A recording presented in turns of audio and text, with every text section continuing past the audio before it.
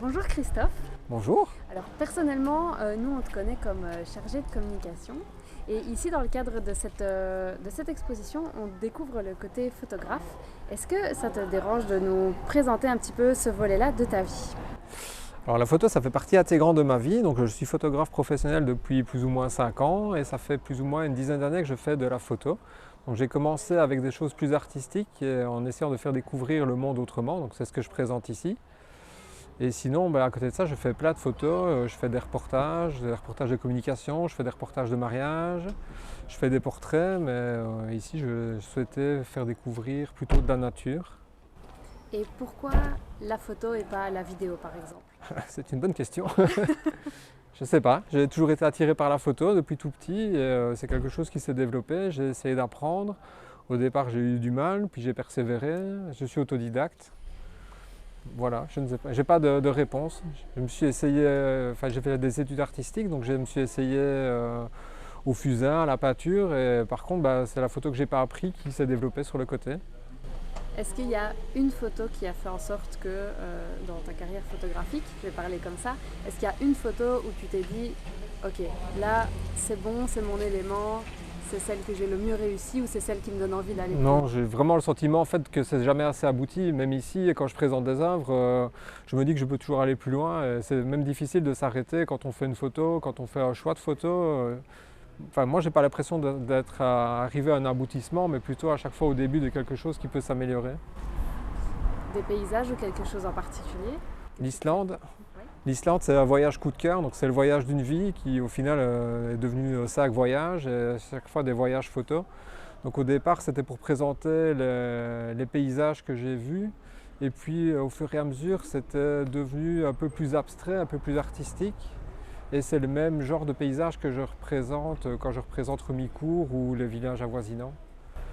Et donc l'Islande, c'est vraiment ton coup de cœur, à Ouais, la fois complètement. photographique et personnel. C'est ça, oui. Est-ce qu'on a l'occasion de faire quelques photos de l'Islande justement dans cette expo ? Oui, c'est ça. Donc ici, je présente un mélange de photos que j'ai pu faire. Donc il y a 3 expositions qui sont mélangées. Donc il y a une exposition qui s'appelle Carré végétal.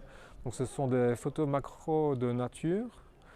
Il y a De ton jardin personnel. de mon jardin personnel, oui. Donc ça, c'est une expo que j'avais fait pendant le Covid, où je voulais montrer qu'en regardant le monde différemment, on pouvait s'émerveiller, donc tout simplement. Donc c'était des photos de fleurs sauvages. Je présente ici des photos d'Islande, donc des photos de voyage. Et je présente une série qui s'appelle Long Format.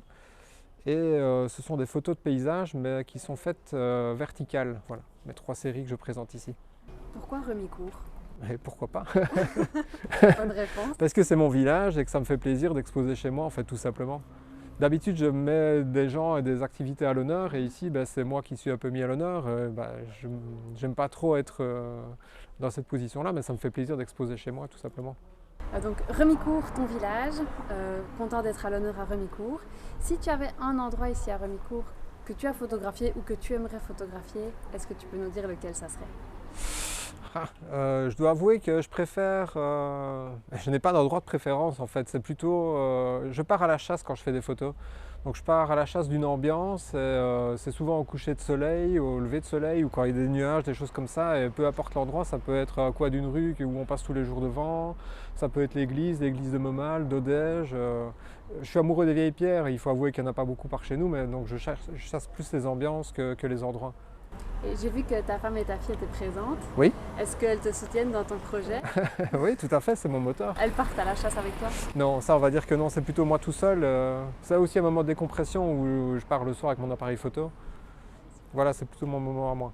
On peut découvrir ton exposition ici jusqu'au 30 septembre. Jusqu'au 30 septembre, c'est ça. Et si on veut en savoir un peu plus sur toi, comment est-ce qu'on fait ?